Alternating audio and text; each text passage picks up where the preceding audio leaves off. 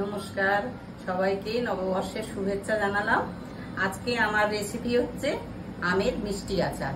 আচ্ছা, আমার এবার এই গুড়টা একদমই শুকিয়ে গেছে আচারটা। তো এবার আচারটাকে আমি এর মধ্যে একটু মশলা দেব। মশলাটা হচ্ছে কি, যে 5 ফোড়ন দেব আর সাদা জিরে দেব, আর তার সঙ্গে আর এই 5 ফোড়নের মধ্যেই রাঁধুনি দেওয়া আছে, মৌরি দেওয়া আছে, এটা আমি আর আলাদা করে অ্যাড করিনি।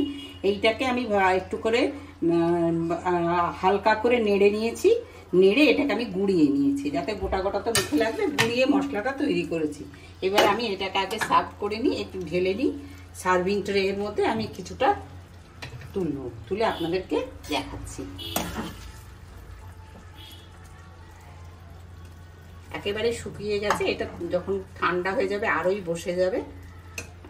তো আর আপনাদেরকে একটা কথা বলা হয়, নতুন বছরে আর একবার বলে দিই যে লাইক শেয়ার সাবস্ক্রাইবটা প্লিজ করুন, তাহলে আমার খুব ভালো লাগবে। সেই আশাই তো একটু ভিডিওগুলো করা, প্লিজ একটু আপনারা এটা যদি করেন খুব ভালো হয়। আচ্ছা, এইবার দেখুন এই আচারটা আমি ম্যাক্সিমামটা এখানে ঢেলে নিলাম।